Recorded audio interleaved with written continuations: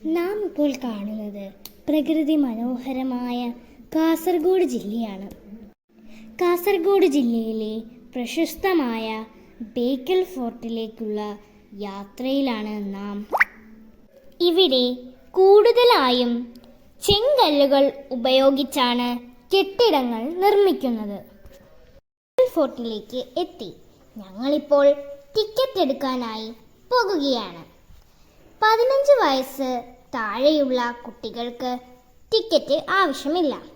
അച്ഛനും അമ്മയ്ക്കുമായാണ് ഞങ്ങൾ ടിക്കറ്റ് എടുക്കാൻ പോയത്. ബേക്കൽ ഫോർട്ടിൻ്റെ പ്രവേശന കവാടമാണ് നാം ഇപ്പോൾ കാണുന്നത്.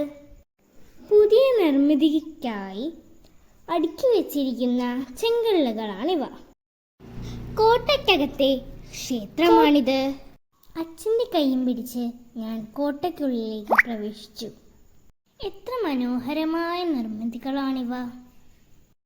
പ്രാചീന കാലത്ത് കദംബ രാജവംശത്തിൻ്റെയും മൂഷിക രാജവംശത്തിൻ്റെയും അധീനതയിലായിരുന്ന ഈ പ്രദേശം ഇന്ന് കാസർഗോഡ് ജില്ലയിലെ കാഞ്ഞങ്ങാട് താലൂക്കിലാണ്. പിന്നീട് കോലത്തിരി രാജാക്കന്മാരുടെ കീഴിലായിരുന്ന ഈ പ്രദേശം വിജയനഗർ സാമ്രാജ്യത്തിൻ്റെ ഭാഗമായി മാറി.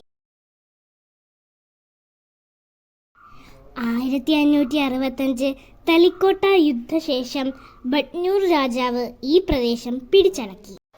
ബട്നൂരിലെ ശിവപ്പ നായകൻ AD 1650 ബേക്കൽ കോട്ട നിർമ്മിച്ചു എന്നാണ് വിശ്വാസം.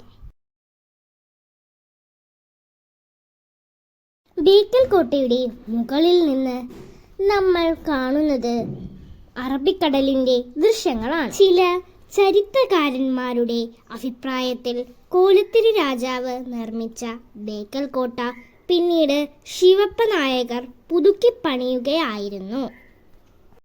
ബേക്കൽ കോട്ടയുടെ മുകളിലായി ഞാനും എൻ്റെ ചേട്ടനും ഓടിക്കളിക്കുന്ന ദൃശ്യമാണ് നിങ്ങളിപ്പോൾ കാണുന്നത്. ബേക്കൽ കോട്ടയുടെ മുകളിലുള്ള നിരീക്ഷണ ഗോപുരത്തിലൂടെ നോക്കുമ്പോൾ അറബിക്കടലിൻ്റെ ദൃശ്യങ്ങൾ കാണാൻ കഴിയും. നിന്ന് അറബിക്കടലിലോട്ടുള്ള യാത്രയിലാണ് ഞങ്ങൾ. അറബിക്കടലിലെ ദൃശ്യങ്ങൾ പകർത്താൻ വേണ്ടിയാണ് ഞങ്ങൾ പോകുന്നത്. എത്ര മനോഹരമായ കാഴ്ചയാണ് നാം ഇപ്പോൾ കാണുന്നത്. ബേക്കൽ ഫോർട്ട് സന്ദർശിക്കാനെത്തിയ ഒരുപാട് സഞ്ചാരികളെ നമുക്കവിടെ കാണാൻ കഴിയും. അറബിക്കടലിനഭിമുഖമായി ബഹുകോൺ മാതൃകയിൽ 35 ഏക്കറോളം കോട്ട വ്യാപിച്ചിരിക്കുന്നു.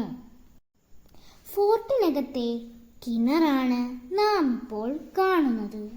ഭൂമിക്കടിയിലെ തുരങ്കവും നിരീക്ഷണ ഗോപുരവും ഒക്കെ ബേക്കൽ കോട്ടയുടെ പ്രത്യേകതയാണ്. 1921 ദേശീയ പ്രാധാന്യമുള്ള സ്മാരകമായി പ്രഖ്യാപിച്ച ബേക്കൽ കോട്ട കേന്ദ്ര പുരാവസ്തു വകുപ്പിൻ്റെ കീഴിലാണ്.